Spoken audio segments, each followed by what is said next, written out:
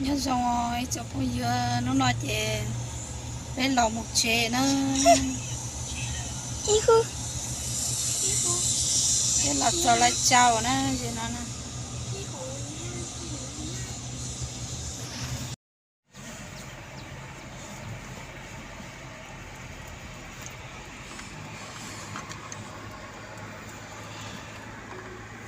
Bao nhiêu tuổi đó? 200 mét nữa tại Phong Xu đi theo lối ra thứ tư và vào Điện Biên Phủ quốc lộ 4 đi tới Phong Thổ. về Điện Biên Ba Phủ con là nó Tỏ. Về không thổ. Tỏ trên đó. Sao sao Điện sao? Biên Phủ nó Điện Phong Thổ là Nó có điểm xin trên đó tỏ. Tỏ trên đó. tên lúc chị nó xe ya nó đã tên nào của dòng rau cần có Chim muốn tỏ người thì các bên nó chín chỉ có xe bên nó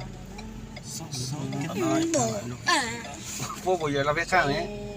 quá đến đảo tao có chụp cái cả 300 mét nữa, ngoặt trái vào 30 tháng 4. Âu tua.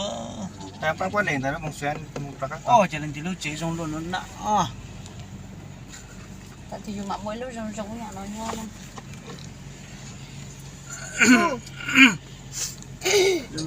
con chéo kinh niệm xin nó bánh đi Có tao tôi à? Ba bố. Nhà lầu xe. Nó phô tỏ trên đó. Nhà mặt phố, bố làm to. ô đúng rồi nhớ chị Số đó vòng xuyên bên lề Trái các vào có 30 tháng 4. bên lề luôn. tên là chế của đâu Dạ. có tên này Cái má. Tao này nó 300 mét nữa, ngoặt trái vào 30 tháng 4. vào 30 tháng 4 chẳng không ấy hả 30 tháng 4 ha Mày trái vào 30 tháng 4. chết karaoke điên đó Ngoặt trái vào 30 tháng 4. ô tên lúc chế là nó mà lo tiếc Tiêu.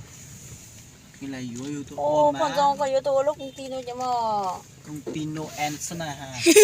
công ty nơi em chở phát do Pants. Khoai lửa to cái bảo. Bắt đỡ. Liệt Con khoai con khai đấy.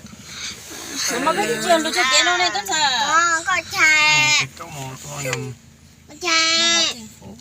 Tiền đỏ. Hàng Postmon Style 1 triệu, 2 triệu, 3 triệu. cái gì 1 triệu 2 triệu đâu Mình nghĩ thế. ôi rồi Đâu bây giờ đi cuối đây châu.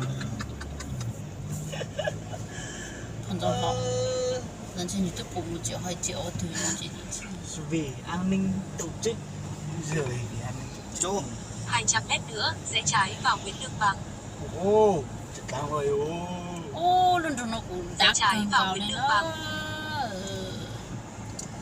Thời gian đâu là cháu. Giờ tao cũng đông nó Đúng lại chào. Còn nó chỉ là Yên Châu nên 600 mét nữa, rẽ trái vào đường Đình Bán Nguyệt.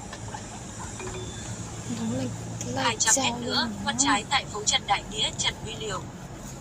ô đã có giờ á chị này giờ phòng nghỉ trọ ô bánh xe ở Cái này là lúc đó lúc bánh xe ở Ngoặt trái tại phố Trần Đại Nghĩa, Trần Huy Liều. thì con tép mền Chả mơ đến ở đây xem đâu nữa nhỉ. bay lui. nằm mà bây giờ lúc bây giờ ta chỉ phủ đèn đỏ họ Lúc nó luôn nằm mơ. à bây giờ bị ô Bây giờ chụp không phải ô. nó bây cái lúc nó chỉ sẽ biết chỉ cho cắt tôi trong nó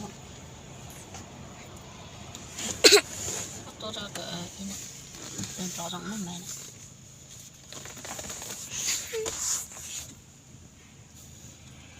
Ba bài cơ.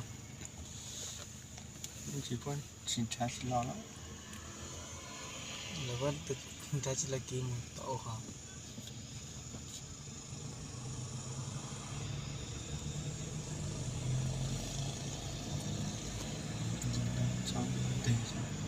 chỉ còn thấy là béo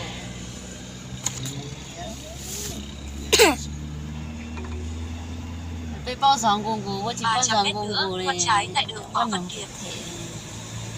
xe máy giàu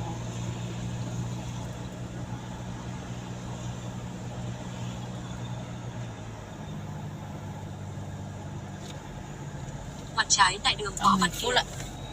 Có im là mà chưa hay một ý đâu. Y lửa hay là dây trái ở tầng. Quay đường, quay đầu đó. Từ hai ra kia cũng khởi lo phút tỉnh nó na. Hả? Nó bảo toàn thuế đồng Ngoặt xuyên đấy. trái. Một trái nữa. Ngoài trận để bố trái sắp đấy.